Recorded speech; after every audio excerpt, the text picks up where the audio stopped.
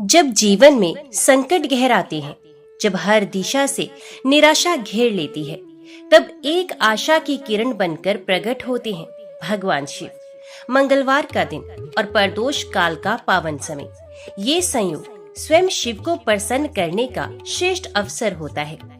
मंगल प्रदोष व्रत वो दिव्य व्रत है जो केवल पापों से मुक्ति ही नहीं बल्कि जीवन की हर उलझन को सुलझाने की शक्ति भी देता है। जो सच्चे मन से प्रदोष व्रत करता है उसके जीवन में सुख, समृद्धि और शांति का वास होता है। भगवान शिव स्वयं उसकी हर मनोकामना को पूर्ण करते हैं।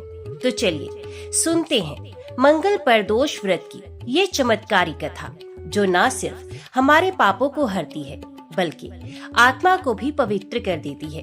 तो सब प्रेम से बोलो हर हर महादेव। आप सभी भक्त जनों को मंगल प्रदोष व्रत की हार्दिक शुभकामनाएं। एक बार ऋषि समाज द्वारा सर्व प्राणियों के हित में परम पावन भागीरथी के तट पर विशाल गोष्ठी का आयोजन किया गया। इस सभा में व्यास जी के परम शिष्य पुराण वेत्ता सूत जी महाराज हरि कीर्तन करते हुए पधारे। सूत जी को आते देख शौनक आदि के 88,000 ऋषि मुनियों ने खड़े होकर उन्हें दंडवत प्रणाम किया। महाज्ञानी सूत जी ने भक्ति भाव से ऋषियों को हृदय से लगाया और उन्हें आशीर्वाद दिया। विद्वान ऋषिगण और सभी शिष्य आसन पर विराजमान हुए। मुनिगण श्रद्धा भाव से पूछने लगे कि हे परम दयालु, कली काल में शंकर की भक्ति किस आराधना द्वारा उपलब्ध होगी? कृपया हम लोगों को बताने की कृपा कीजिए, क्योंकि कलयुग के सर्व प्राणी पाप कर्म में रह रहकर वेद शास्त्रों से विमुख रहेंगे। हे मुनिश्रेष्ठ, कलयुग में सत्कर्म की ओर किसी की रुचि नहीं होगी। जब पुण्य क्षीण हो जाएंगे तो मनुष्य की बुद्धि बुरे कर्मों की ओर स्वयं प्रेरित होगी, जिससे दुर्विचारी पुरुष वंश सहित समाप्त हो जाएंगे। इस भूमंडल पर जो मनुष्य ज्ञानी होकर ज्ञान की शिक्षा नहीं देता, उस पर परम पिता परमेश्वर कभी प्रसन्न नहीं होते हैं। हे महामुने, ऐसा कौन सा व्रत है जिससे मनोवांछित फल की प्राप्ति होती है? कृपा करके बताइए। ऐसा सुनकर दयालु हृदय से सूत जी कहने लगे कि हे श्रेष्ठ मुनि और शौनक जी, आप धन्यवाद के पात्र हैं। आपके विचार प्रशंसनीय और सराहनीय हैं। आप वैष्णव अग्रगण्य हैं, क्योंकि आपके हृदय में सदा परहित की भावना समाहित है। इसलिए हे शौनकादि ऋषियों, सुनो, मैं उस व्रत के बारे में बताता हूँ जिसे करने से सभी पापों से मुक्ति मिलती है। धन वृद्धि, दुख विनाशक, सुख प्राप्त कराने वाला, संतान देने वाला और मनोवांछित फल की प्राप्ति कराने वाला व्रत होता है। यह व्रत तुमको सुनाता हूँ, जो किसी समय भोलेनाथ ने सती जी को सुनाया था और उनसे प्राप्त ये परम श्रेष्ठ उपदेश मेरे पूज्य गुरु जी ने मुझे सुनाया था, जिसे समय पाकर आपको मैं शुभ बेला में सुनाता हूँ। सूत जी कहने लगे कि आयु वृद्धि, स्वास्थ्य लाभ के लिए त्रयोदशी का व्रत करें। इस व्रत की विधि इस प्रकार है। सुबह स्नान कर निराहार व्रत करें, शिव जी का ध्यान करें, शिव मंदिर में जाकर भोलेनाथ की पूजा करें। पूजा के बाद त्रिपुंड तिलक धारण करें, शिवलिंग पर बेल पत्र चढ़ाए, धूप दीप और अक्षत से पूजा करें। शिव जी को ऋतु फल अर्पित करें। ओम नमः शिवाय मंत्र का रुद्राक्ष की माला से जप करें। ब्राह्मणों को भोजन कराएं और सामर्थ्य के अनुसार दान दक्षिणा दें। इसके बाद मौन व्रत रखें। व्रती को सत्य बोलना है। इस व्रत में हवन आहुति भी देनी चाहिए। शौनक आदि ऋषि बोले, हे पूज्यवर, आपने यह बताया कि यह व्रत परम गोपनीय, मंगलप्रद और कष्ट निवारक है। कृपया ये बताने का कष्ट करें कि यह व्रत किसने किया और उसे क्या फल प्राप्त हुआ। श्री सूत जी बोले, आप शिव के परम भक्त हैं। आपकी भक्ति देखकर मैं व्रती पुरुषों की कथा कहता हूँ। एक गांव में अति दीन ब्राह्मण निवास करता था। उसकी पत्नी प्रदोष व्रत किया करती है और उसका एक पुत्र था। एक बार की बात है कि उसका पुत्र गंगा स्नान करने के लिए गया था। मार्ग में उसे चोरों ने घेर लिया और वे कहने लगे कि हम तुझे मारेंगे, नहीं तो तू अपने पिता का गुप्त धन बतला दे। बालक दीन भाव से कहने लगा कि हम अत्यंत दुखी दीन हैं, हमारे पास धन कहाँ है। चोर फिर कहने लगे कि तेरे पास पोटली में क्या बंधा है? बालक ने उत्तर दिया कि मेरी माता ने मुझे रोटी बनाकर बांध कर दी है। दूसरा चोर बोला कि भाई, ये तो अति दीन दुखी हृदय है, इसे छोड़ दो। बालक इतनी बात सुनकर वहाँ से जाने लगा और एक नगर में पहुँचा। नगर के पास एक बरगद का पेड़ था। बालक थक कर वहाँ बैठ गया और पेड़ की छाया में सो गया। उस नगर के सिपाही चोरों की खोज कर रहे थे और वे बालक के पास आ गए। सिपाही बालक को चोर समझकर राजा के पास ले गए और राजा ने उसे कारावास की आज्ञा दे दी। उधर बालक की माँ शंकर जी का प्रदोष व्रत कर रही थी। उसी रात राजा को स्वप्न आया कि यह बालक चोर नहीं है, सुबह होते ही छोड़ दो, नहीं तो आपका राज्य वैभव जल्दी ही नष्ट हो जाएगा। रात समाप्त होने पर राजा ने उस बालक से पूरी कहानी पूछी और बालक ने सारी कहानी सुनाई। बालक की बात सुनकर राजा ने सिपाही को भेजकर माता पिता को बुलवा लिया। राजा ने जब उन्हें भयभीत देखा तो कहा कि तुम लोग चिंता मत करो, तुम्हारा बालक निर्दोष है। हम तुम्हारी दरिद्रता देखकर 5 गांव दान में देते हैं। शिव की दया से ब्राह्मण परिवार अब सुखी रहने लगा। इस प्रकार से जो कोई इस व्रत को करता है उसे आनंद की प्राप्ति होती है। ओम नमः शिवाय। हर हर महादेव। विदर्भ देश में सत्यरथ नाम से प्रसिद्ध एक राजा थे जो सब धर्मों में तत्पर, धीर, सुशील और सत्य प्रतीक थे।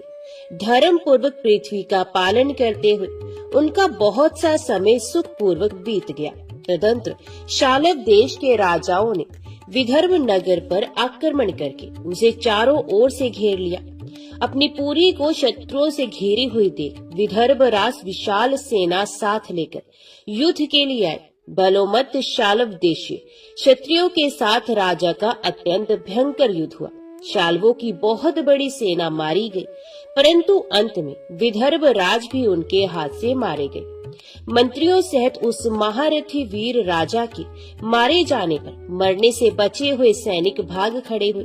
उस समय विदर्भ राज सत्यरथ की एक पतिव्रता स्त्री अत्यंत शोकग्रस्त हो रात के समय राजभवन से निकलकर पश्चिम दिशा की ओर चली गई। वे गर्भवती थी। सवेरा होने पर धीरे धीरे मार्ग से जाती हुई उस साध्वी रानी ने बहुत दूर का रास्ता तय कर लेने के पश्चात एक स्वच्छ तालाब देखा और वे उसके किनारे शोभा पाने वाले एक छायादार वृक्ष के नीचे बैठ गई। भाग्यवश उसी निर्जन स्थान में वृक्ष के ही नीचे पतिव्रता रानी ने उत्तम गुणों से शुभ मुहूर्त में एक पुत्र को जन्म दिया। तत्पश्चात अत्यंत प्यास से व्याकुल हुई सुंदर अंगों वाली रानी जलाशय में उतरी। इतने में ही एक बड़े भारी ग्रह ने आकर उसे अपना ग्रास बना लिया।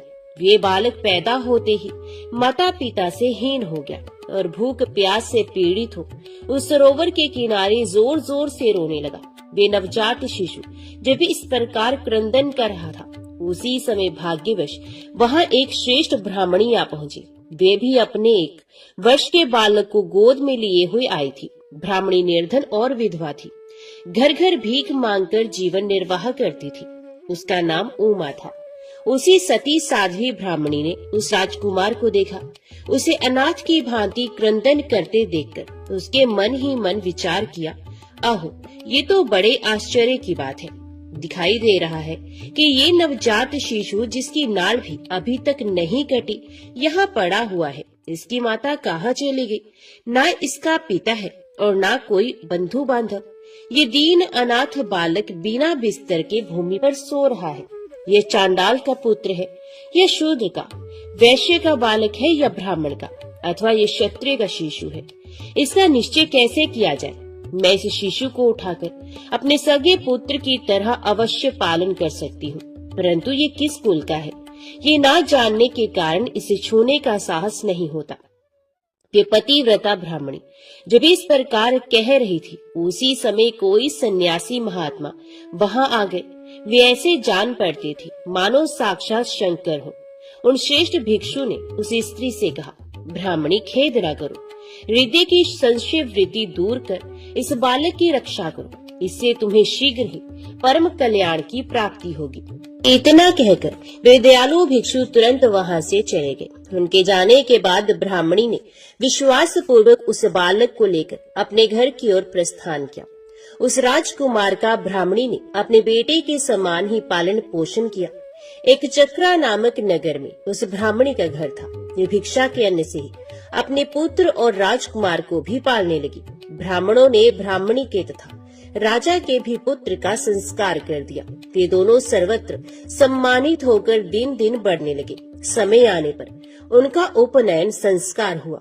अब वे दोनों बालक एक साथ रहकर नियमों का पालन करने लगे। दोनों माता के साथ प्रतिदिन भिक्षा के लिए जाते थे। एक दिन वे ब्राह्मणी उन दोनों बालकों के साथ भीख मांगती हुई देव योग से देव मंदिर में गई। वहाँ बड़े बूढ़े ऋषि मुनि रहा करते थे। उन दोनों बालकों को देखकर परम बुद्धिमान शांडिल्य नामक मुनि ने कहा, अहो, देव का बल बड़ा विचित्र है। कर्मों का उल्लंघन करना किसी भी जीव के लिए अत्यंत कठिन है। देखो ना, ये बालक दूसरी माता की शरण लेकर भिक्षा से जीवन निर्वाह करता है। इस ब्राह्मणी को ही श्रेष्ठ माता के रूप में पाकर ब्राह्मण बालक के साथ ब्राह्मण भाव को प्राप्त हो गया है। शांडिल्य मुनि का ये वचन सुनकर ब्राह्मणी को बड़ा विस्मय हुआ। उसने भरी सभा में मुनि को प्रणाम करके पूछा, ब्राह्मण, एक सन्यासी के कहने से मैं इस बालक को अपने घर ले आई हूँ। यद्यपि अभी तक इसके कुल का पता नहीं चला, तथापि मैं पुत्र की भांति इसका पालन पोषण करती हूँ। आप ज्ञान के नेत्रों से देखते हैं, अतः आपसे मैं ये जानना चाहती हूँ कि ये बालक किस कुल में उत्पन्न हुआ है, फिर इसके माता पिता कौन है। तो मुनि कहने लगे, ये विदर्भ देश के राजा का पुत्र है। इतना कहकर मुनि ने उस बालक के पिता के युद्ध में मारे जाने तथा उसकी माता के ग्रह द्वारा ग्रस्त होने का सब समाचार पूर्ण रूप से बता दिया। ये सुनकर ब्राह्मणी को और भी आश्चर्य हुआ। तो उसने फिर प्रश्न किया, महामुनि, वे राजा संपूर्ण भोगों को छोड़कर युद्ध में क्यों मरे और इस बालक को दरिद्रता कैसे प्राप्त हुई? अब दरिद्रता को पूर्णतः नष्ट करके ये पुनः राज्य कैसे प्राप्त करेगा? मेरा ये पुत्र भी भिक्षा से ही जीवन निर्वाह करता है। तो इसकी दरिद्रता के निवारण का भी क्या कोई उपाय है? ये बताने की कृपा करें। शांडिल्य मुनि ने कहा, इस राजकुमार के पिता विदर्भ राज पूर्व जन्म में पांड्य देश के श्रेष्ठ राजा थे। ये सब धर्मों के ज्ञाता थे और संपूर्ण पृथ्वी का धर्म पूर्वक पालन करते थे। एक दिन प्रदोष काल में राजा भगवान शंकर का पूजन कर रहे थे और बड़ी भक्ति से त्रिलोकीनाथ महादेव जी की आराधना में संलग्न थे। उसी समय नगर में सब और बड़ा भारी कोलाहल मचा। उस उत्कट शब्द को सुनकर राजा ने बीच में ही भगवान शंकर की पूजा छोड़ दी और नगर में शोभ फैलने की आशंका से राजभवन से बाहर निकल गए। इसी समय राजा का महाबली मंत्री शत्रु को पकड़कर उनके समीप ले आया। वे शत्रु पांड्य राज का ही सामंत था। उसे देखकर राजा ने क्रोध पूर्वक उसका मस्तक कटवा दिया। शिव पूजा छोड़कर नियम को समाप्त किए बिना ही राजा ने रात में भोजन भी कर लिया। इसी प्रकार राजकुमार भी प्रदोष काल में शिवजी की पूजा किए बिना ही भोजन करके सो गया। वही राजा दूसरे जन्म में विदर्भ राजा हुआ। शिवजी की पूजा में विघ्न होने के कारण शत्रु ने उसके सुख भोग के बीच में ही मार डाला। पूर्व जन्म में जो उसका पुत्र था वही इस जन्म में भी हुआ है। शिवजी की पूजा का उल्लंघन करने के कारण ये दरिद्रता को प्राप्त हुआ है। इसकी माता ने पूर्व जन्म में छल से अपनी सोत को मार डाला था। उस महान पाप के कारण ही वह इस जन्म में ग्रह के द्वारा मारी गई। मैं सत्य कहता हूँ, परलोक में हित की बात कहता हूँ, शास्त्रों का सार एवं उपनिषदों का हृदय कहता हूँ। इस भयंकर असार संसार को प्राप्त हुए जीव के लिए ईश्वर के चरणार विंदों की सेवा ही सार वस्तु है। जो प्रदोष काल में अन्नचित होकर परमेश्वर के चरणारविंदों की पूजा करते हैं, विसी संसार में सदा बढ़ने वाले धन धान्य, स्त्री पुत्र, सौभाग्य और संपत्ति के द्वारा सबसे बढ़कर होते हैं। ब्राह्मणी, ये तुम्हारा पुत्र पूर्व जन्म में उत्तम ब्राह्मण था।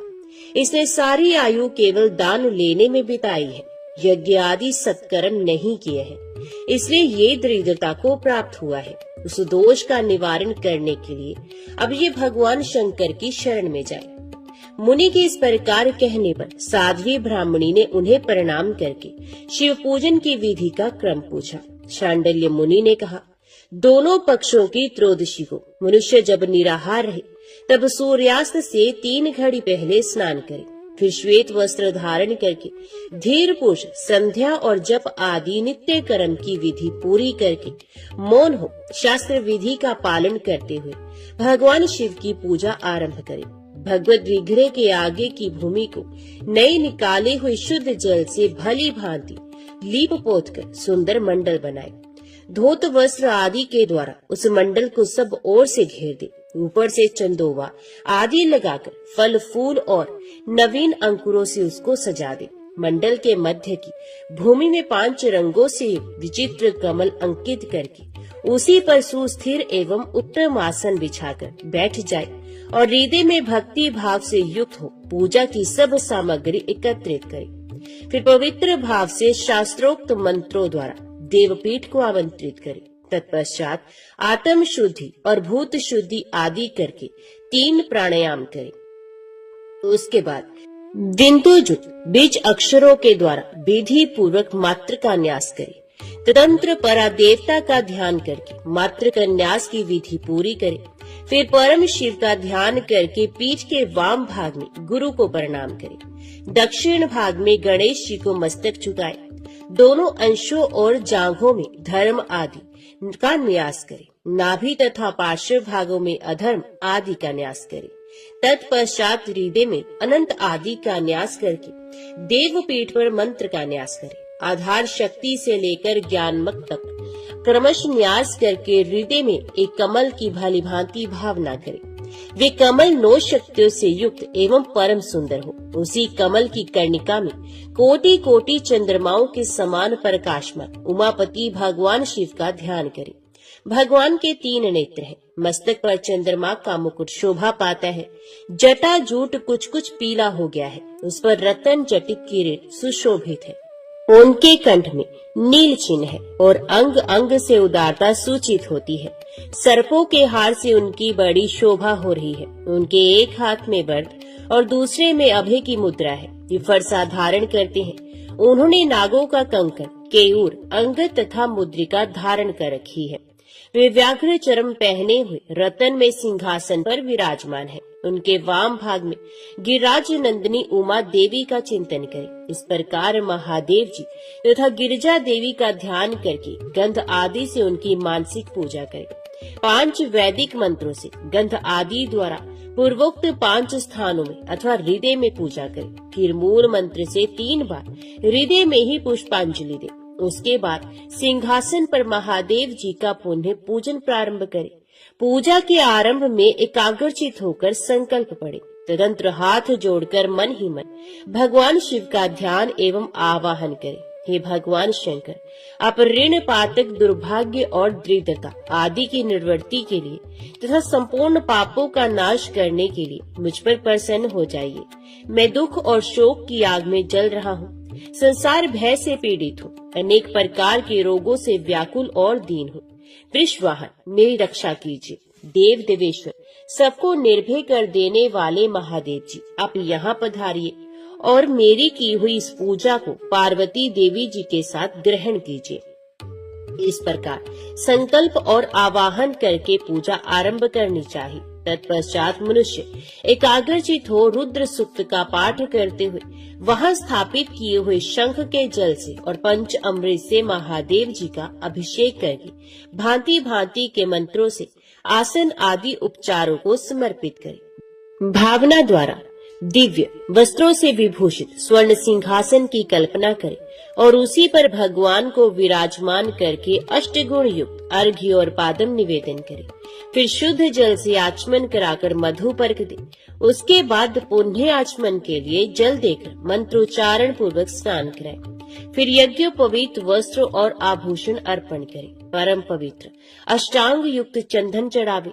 बिल्व, मदार, लाल कमल, धतूर, कने, सरई का फूल, चमेली, कुशा, अपामार्ग, तुलसी, जूही, चंपा, भटकटैया और करवीर के फूलों से जितने मिल जाए उन सबको शिव उपासक भगवान शिव पर चढ़ाएं। इनके अतिरिक्त भी नाना प्रकार के सुगंधित पुष्प निवेदन करें। तत्पश्चात लाल चंदन से उत्पन्न धूप और निर्मल दीप समर्पित करें। उसके बाद हाथ धोकर घी, नमकीन और साग मिठाई, पुआ, शक्कर तथा गुड़ के बने हुए पदार्थ एवं खीर का नैवेद्य भोग लगाएं। मधु, दही और जल भी अर्पण करें। उस खीर का ही मंत्र द्वारा प्रज्वलित की हुई अग्नि में हवन करें। ये होम शास्त्रोक्त विधि से आचार्य के कथन अनुसार संपन्न करना चाहिए। भगवान शंकर को नैवेद्य देकर मुख शुद्धि के लिए उत्तम तांबूल अर्पण करें। धूप आरती, सुंदर शस्त्र, उत्तम दर्पण को वैदिक तांत्रिक मंत्रों द्वारा विधि पूर्वक समर्पित करें। यदि ये सब करने की अपने में शक्ति न हो, अधिक धन का अभाव हो, तो अपने पास जितना धन हो उसी के अनुसार भगवान की पूजा करें। गौरीपति भगवान शंकर भक्ति पूर्वक भेंट किए हुए पुष्प मात्र से भी संतुष्ट हो जाते हैं। तदंतर स्तोत्रों द्वारा स्तुति करके भगवान को साष्टांग प्रणाम करें। फिर परिक्रमा करके पूजा समर्पित करने के पश्चात विधि पूर्वक श्री गिरजापति की प्रार्थना करें और कहे, हे देव, हे जगन्नाथ, आपकी जय हो। सनातन शंकर आपकी जय हो। संपूर्ण देवताओं के अधीश्वर आपकी जय हो। सर्वदेव पूजित आपकी जय हो। सर्वगुणातीत आपकी जय हो। सबको वर देने वाले प्रभु आपकी जय हो। नित्य आधार रहित अविनाशी विशंभर आपकी जय हो। जय हो। संपूर्ण विश्व के लिए एकमात्र जानने योग्य महेश्वर आपकी जय हो। नागराज वासुकी को आभूषण के रूप में धारण करने वाले प्रभु आपकी जय हो। गौरीपति आपकी जय हो। चंद्रशेखर शंभु आपकी जय हो। कोटि सूर्य के समान तेजस्वी शिव आपकी जय हो। अनंत गुणों के आश्रय आपकी जय हो। भयंकर नेत्रों वाले रुद्र आपकी जय हो। अचिंत्य निरंजन आपकी जय हो। नाथ दया सिंधु आपकी जय हो। भक्तों की पीड़ा का नाश करने वाले प्रभु आपकी जय हो। दुस्तर संसार सागर से पार उतारने वाले परमेश्वर आपकी जय हो। महादेव, मैं संसार के दुखों से पीड़ित एवं खीन हूँ, मुझ पर प्रसन्न हो। परमेश्वर, समस्त पापों के भय का अपहरण करके मेरी रक्षा कीजिए। मैं महान दारिद्र्य के समुद्र में डूबा हुआ हूँ। बड़े बड़े पापों ने मुझे आक्रांत कर लिया है। मैं महान शोक से नष्ट और बड़े बड़े रोगों से व्याकुल हूँ। सब ओर से तृण के भार से लदा हुआ हूँ। पाप कर्मों की आग में जल रहा हूँ और ग्रहों से पीड़ित हो रहा हूँ। शंकर, मुझ पर प्रसन्न हो जाइए। निर्धन मनुष्य इस प्रकार पूजा के अंत में भगवान गिरजापति की प्रार्थना करे। धनाढ्य अथवा राजा का इस प्रकार भगवान शंकर की प्रार्थना करनी चाहिए। हे शंकर जी, आपके प्रसाद से मेरे सदा आनंद रहे। मेरे राज्य में लुटेरे न रहे। सब लोग निरापद होकर रहे। पृथ्वी पर अकाल, महामारी आदि के संताप शांत हो जाए। सबकी खेती धन धान्य से समृद्ध हो। संपूर्ण दिशाओं में सुख का साम्राज्य छा जाए। इस प्रकार प्रदोष व्रत के दिन गिरजापति भगवान शंकर की आराधना करें। ब्राह्मणों को भोजन कराए और उन्हें दक्षिणा देकर संतुष्ट करें। इस प्रकार मैंने सब पापों का नाश, सब प्रकार की दरिद्रता का निवारण तथा समस्त मनोवांछित वस्तुओं का दान करने वाली शिव पूजा का वर्णन किया। ये शिव की पूजा शिव जी के द्रव्य का हरण करने के पाप को छोड़कर शेष सभी महापातकों और उपपातकों के महान समुदाय का नाश करती है। यदि ये दोनों बालक इसी प्रकार भगवान शंकर का पूजन प्रत्येक प्रदोष के दिन करते रहे तो वर्ष भर के भीतर ही इन्हें उत्तम सिद्धि की प्राप्ति होगी। शांडिल्य मुनि का वचन सुनकर उस ब्राह्मणी ने दोनों बालकों के साथ मुनि के चरणों में प्रणाम किया और इस प्रकार कहा, भगवान, आज मैं आपके दर्शन मात्र से कृतार्थ हो गई। ये दोनों बालक आज से आपकी शरण में है। ब्राह्मण, ये मेरा पुत्र है और इसका नाम शुचिव्रत है और ये राजकुमार है जिसका नाम मैंने धर्मगुप्त रख दिया है।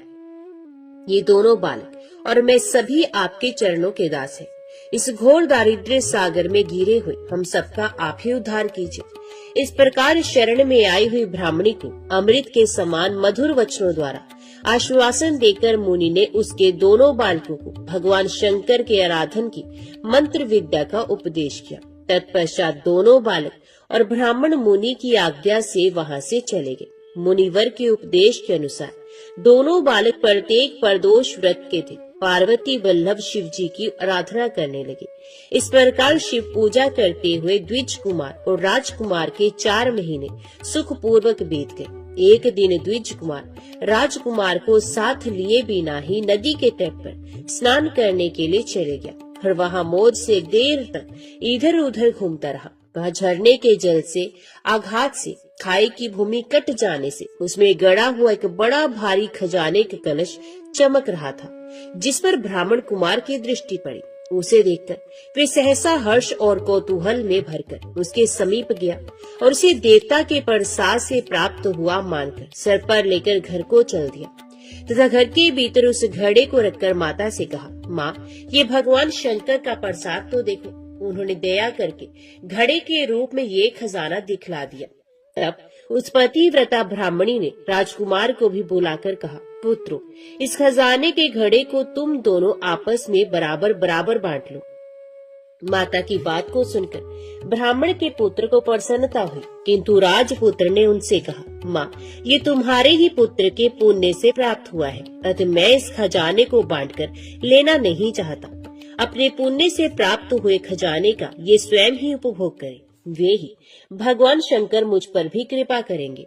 इस प्रकार प्रसन्नता पूर्वक भगवान शंकर की पूजा करते हुए उन दोनों कुमारों का उसी घर में 1 वर्ष व्यतीत हो गया। एक दिन राजकुमार उस ब्राह्मण कुमार के साथ वसंत ऋतु में वन में भ्रमण करने के लिए गया। कुछ दूर जाने पर उन्होंने सैकड़ों गंधर्व कन्याओं को परस्पर क्रीड़ा करते हुए देखा। उन्हें देखकर ब्राह्मण कुमार ने दूर से ही राजकुमार से कहा, यहाँ से आगे जाना उचित नहीं, क्योंकि उधर स्त्रियां विहार कर रही हैं। स्वच्छ अंतकरण वाले विद्वान पुरुष स्त्रियों का सामीप्य त्याग देते हैं। ये रमणीय छल करने वाली तथा वाणी द्वारा अनुन्य विनय करने में कुशल है। ये पुरुषों को अपनी दृष्टि मात्र से मोहित करती है, इसलिए अपने धर्म में तत्पर ब्रह्मचारी कभी स्त्रियों के समीप जाकर उनके साथ वार्तालाप न करे।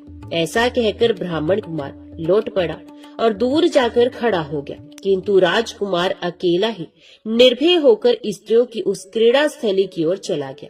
उन गंधर्व कन्याओं में से एक ने राजकुमार को आते देख मन ही मन कुछ विचार किया और सखियों से कहा, सहेलियों, यहाँ से थोड़ी ही दूर पर एक उत्तम वन है, जहाँ विचित्र चंपा, अशोक, पुन्नाग और बकुल आदि वृक्ष खिले हुए हैं। वहाँ जाकर तुम सब लोग फूल तोड़ो, तब तक मैं यहाँ बैठी हूँ। तुम फूलों का संग्रह करके उन्हें यहाँ आ जाना।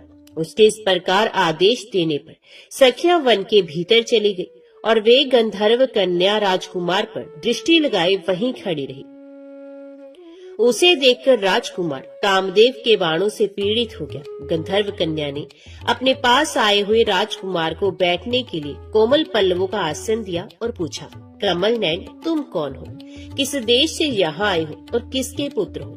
इस प्रकार पूछने पर राजकुमार ने अपना पूरा परिचय बताया। मैं विदर्भ राज का पुत्र हूँ। मेरे माता पिता बचपन में ही मर गए हैं। शत्रुओं ने मेरे राज्य पर अधिकार जमा लिया है और मैं दूसरे के राज्य में गुजारा करता हूँ। ये सारी बातें बताकर राजकुमार ने उस गंधर्व कन्या से पूछा, सुंदरी, तुम कौन हो, यहाँ तुम्हारा क्या कार्य है और तुम किसकी पुत्री हो? उनके इस प्रकार पूछने पर कन्या ने कहा, महाराज कुमार, एक द्रविक नामक गंधर्व है जो समस्त गंधर्व कुल के अगुआ माने जाते हैं। मैं उन्हीं की पुत्री हूँ और मेरा नाम अंशुमति है।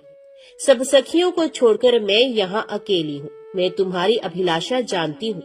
तुम्हारा मन मुझ में आसक्त हो गया है। इसी प्रकार देव ने मेरे मन में भी तुम्हारे लिए उत्कंठा भर दी है। अब हम दोनों का स्नेह कभी भंग नहीं होना चाहिए। ऐसा कहकर गंधर्व कुमारी ने शीघ्र ही अपने गले से मोती का हार निकालकर प्रेम पूर्वक राजकुमार को भेंट किया। उस अद्भुत हार को देखकर राजकुमार ने पूछा, भीरू, मैं एक बात कहता हूँ, मैं राज्यहीन और निर्धन हूँ, तुम मेरी प्रिया कैसे होना चाहती हो? मूर्ख स्त्री की भांति पिता की आज्ञा का उल्लंघन करके अपनी इच्छा के अनुसार आचरण क्यों करती हो? ये सुनकर गंधर्व कन्या ने कहा, प्रियतम, आपका कहना ठीक है। मैं पिता की आज्ञा के विरुद्ध नहीं जाऊंगी। आप इस समय घर को पधारे और परसों प्रातः काल पुण्य यहीं दर्शन दीजिए। आपसे कुछ हमारा कार्य है। इतना कहकर वे गंधर्व कन्या अपनी सखियों के आ जाने से उनके साथ चले गई और राजकुमार भी हर्षपूर्वक ब्राह्मण कुमार के समीप लौट आया। उसने द्विज पुत्र से सब बातें बताई और उसके साथ घर को प्रस्थान किया। वहाँ पतिव्रता ब्राह्मणी को भी ये शुभ समाचार सुनाकर राजकुमार ने प्रसन्न किया तथा पूर्व निश्चित समय आने पर वे पुण्य द्विज पुत्र के साथ वन में गया। नियत स्थान पर पहुंचकर राजकुमार ने देखा गंधर्वराज और उनकी कन्या दोनों उपस्थित हैं। गंधर्वराज ने वहां आए हुए दोनों कुमारों का अभिनंदन किया और सुंदर आसन पर बैठाकर राजपुत्र से कहा, विदर्भ राजकुमार, मैं कल कैलाश पर्वत पर गया था। वहां मैंने पार्वती जी के साथ महादेव जी के दर्शन किए। देवेश्वर भगवान शिव करुणा रूपी अमृत के सागर है। उन्होंने मुझे बुलाकर सब देवताओं के समीप इस प्रकार कहा, पृथ्वी तल पर धर्मगुप्त नाम से प्रसिद्ध एक राजकुमार है जो इस समय अकिंचन है। उसका राज्य छिन गया है।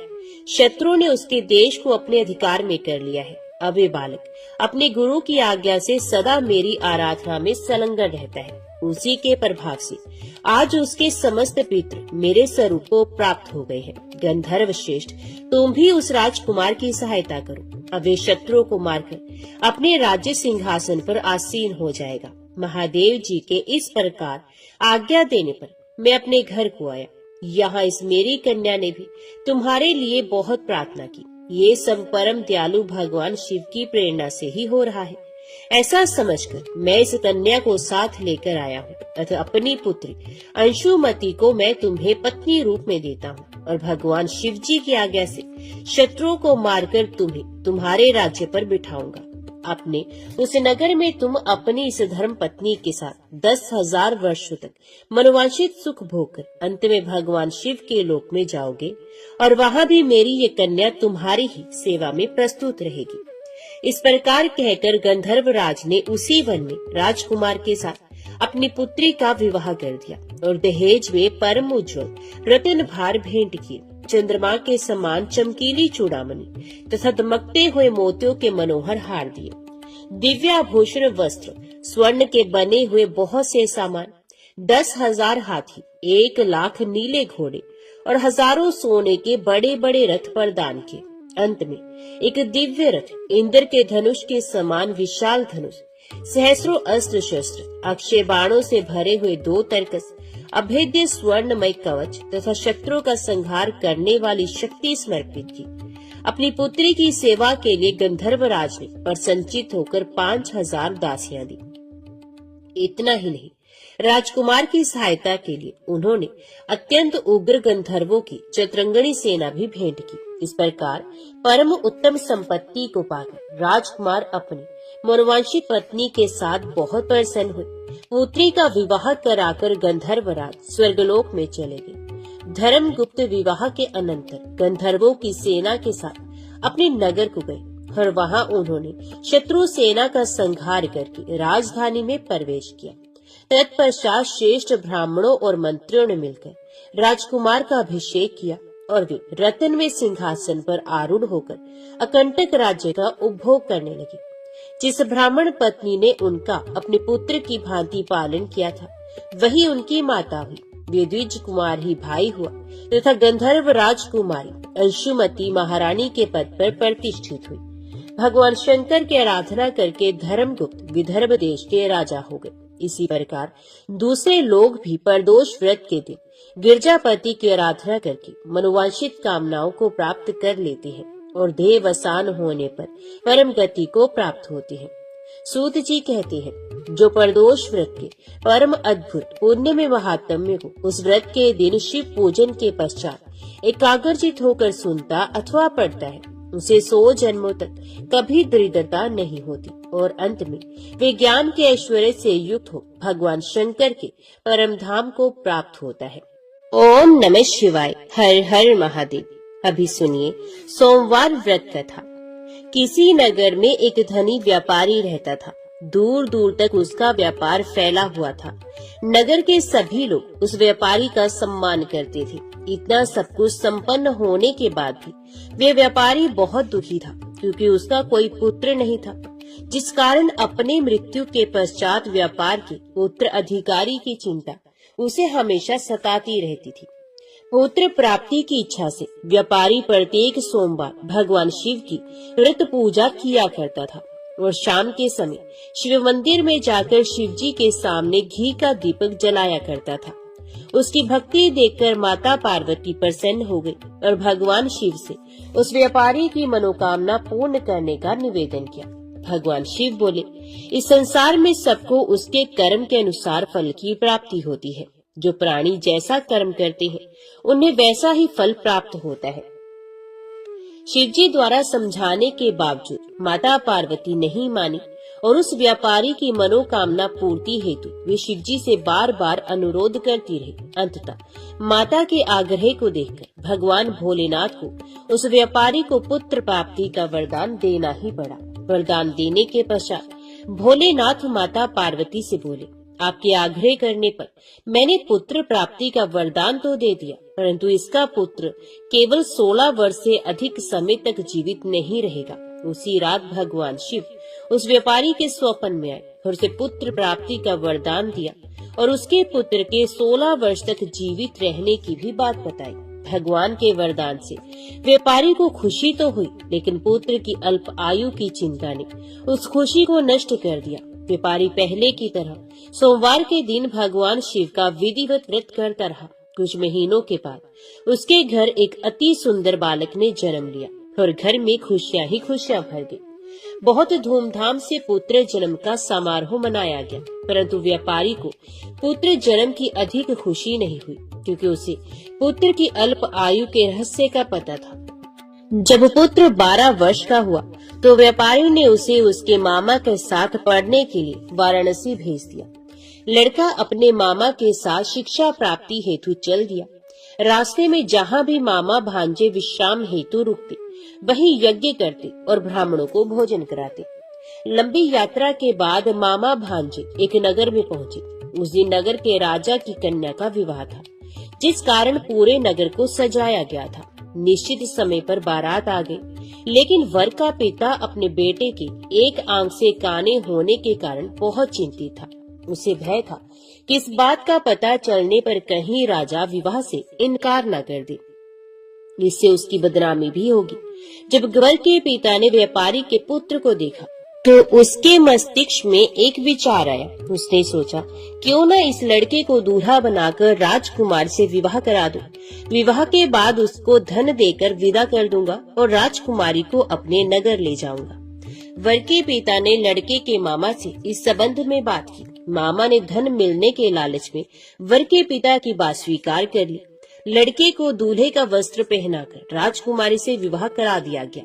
राजा ने बहुत सारा धन देकर राजकुमारी को विदा किया। शादी के बाद लड़का जब राजकुमारी के साथ लौट रहा था तो वे सच नहीं छिपा सका और उसने राजकुमारी की ओढ़नी पर लिख दिया, राजकुमारी, तुम्हारा विवाह मेरे साथ हुआ है। मैं तो वाराणसी पढ़ने के लिए जा रहा हूँ और अब तुम्हें जिस नवयुवक की पत्नी बनना पड़ेगा वे एक आंख से काना है।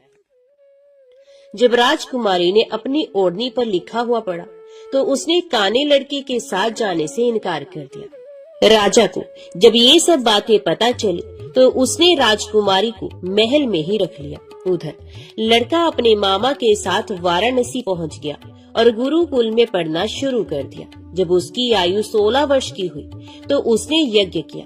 यज्ञ की समाप्ति पर ब्राह्मणों को भोजन कराया, खूब अन्न वस्त्र दान किए। रात को वह अपने शयन कक्ष में सो गया। शिव के वरदान के अनुसार शयन अवस्था में ही उसके प्राण पखेरु उड़ गए। सूर्योदय पर मामा मृत भांजे को देखकर रोने पीटने लगा। आसपास के लोग भी एकत्रित होकर दुख प्रकट करने लगे। लड़के के मामा के रोने विलाप करने के स्वर समीप से गुजरते हुए भगवान शिव और माता पार्वती जी ने भी सुने। माता पार्वती ने भगवान शिव से कहा, प्राणनाथ, मुझे इसके रोने के स्वर सहन नहीं हो रहे हैं। आप इस व्यक्ति के कष्ट को अवश्य दूर करें। भगवान शिव ने माता पार्वती के साथ अदृश्य रूप में समीप जाकर देखा तो भोलेनाथ माता पार्वती से बोले, ये तो उसी व्यापारी का पुत्र है जिसे मैंने 16 वर्ष की आयु का वरदान दिया था। इसकी आयु पूरी हो गई है। माँ पार्वती ने फिर भगवान शिव से निवेदन कर उस बालक को जीवन देने का आग्रह किया। माता पार्वती के आग्रह पर भगवान शिव ने उस लड़के को जीवित होने का वरदान दिया और कुछ ही पल में वे जीवित होकर उठ बैठा। शिक्षा समाप्त करके लड़का मामा के साथ अपने नगर की ओर चल दिया। दोनों चलते हुए उसी नगर में पहुंचे जहां उसका विवाह हुआ था। उस नगर में भी यज्ञ का आयोजन किया। समीप से गुजरते हुए नगर के राजा ने यज्ञ का आयोजन देखा और उसने तुरंत ही लड़के और उसके मामा को पहचान लिया। यज्ञ के समाप्त होने पर राजा मामा और लड़के को महल में ले गया और कुछ ही दिन उन्हें महल में रखकर बहुत सा धन, वस्त्र आदि देकर राजकुमारी के साथ विदा कर दिया। इधर भूखे प्यासे रहकर व्यापारी और उसकी पत्नी बेटे की प्रतीक्षा कर रहे थे। उन्होंने प्रतिज्ञा कर रखी थी कि यदि उन्हें अपने बेटे की मृत्यु का समाचार मिला तो दोनों अपने प्राण त्याग देंगे। परंतु जैसे ही उसने बेटे के जीवित वापस लौटने का समाचार सुना तो वे बहुत प्रसन्न हुआ। वे अपनी पत्नी और मित्रों के साथ नगर के द्वार पर पहुंचा। अपने बेटे के विवाह का समाचार सुनकर पुत्र वधू राजकुमारी को देखकर उसकी खुशी का ठिकाना न रहा। उसी रात भगवान शिव ने व्यापारी के स्वप्न में आकर कहा, हे श्रेष्ठी, मैंने तेरे सोमवार के व्रत करने और व्रत कथा सुनने से प्रसन्न होकर तेरे पुत्र को लंबी आयु प्रदान की है। पुत्र की लंबी आयु जानकर व्यापारी बहुत प्रसन्न हुआ। शिव भक्त होने तथा सोमवार का व्रत करने से व्यापारी की सभी मनोकामनाएं पूर्ण हुई। इसी प्रकार जो भक्त सोमवार का विधिवत व्रत करते हैं और व्रत कथा को सुनते हैं, उनकी सभी इच्छाएं पूरी होती हैं। ओम नमः शिवाय। हर हर महादेव। अभी सुनते हैं भगवान भोलेनाथ की आरती। जय शिव ओंकारा, प्रभु जय शिव ओंकारा, ब्रह्मा विष्णु सदा शिव अर्धांगी धारा। ओम जय शिव ओंकारा। एकानन चतुरानन पंचानन राजे, हंसासन गरुड़ासन वृषवाहन साजे। ओम जय शिव ओंकारा। दो भुज चार चतुर्भुज, 10 भुज अति सोहे, त्रिगुण रूप निरखता त्रिभुवन जन मोहे। ओम जय शिव ओंकारा। अक्षमाला बनमाला रुंडमाला धारी, चंदन मृग मद सोहे भाले शशिधारी। ओम जय शिव ओंकारा। श्वेतांबर पीतांबर बाघांबर अंगे, सनकादिक करुणादिक भूतादिक संगे। ओम जय शिव ओंकारा। करके मध्य कमंडलू चक्र त्रिशूल धरता, जग करता जग भरता जग संहार करता। ओम जय शिव ओंकारा। ब्रह्मा विष्णु सदा शिव जानत अविवेका, प्रणवाक्षर मध्य ये तीनों एका। ओम जय शिव ओंकारा। काशी में विश्वनाथ विराजत नंदी ब्रह्मचारी, नित उठ भोग लगावत महिमा अति भारी। ओम जय शिव ओंकारा। त्रिगुण शिव जी की आरती जो कोई नर गावे, कहत शिवानंद स्वामी मनवांछित फल पावे। ओम जय शिव ओंकारा। ओम जय शिव ओंकारा। स्वामी हरि शिव ओंकारा। ब्रह्मा विष्णु सदा शिव अर्धांगी धारा। ओम जय शिव ओंकारा। ओम नमः शिवाय। हर हर महादेव।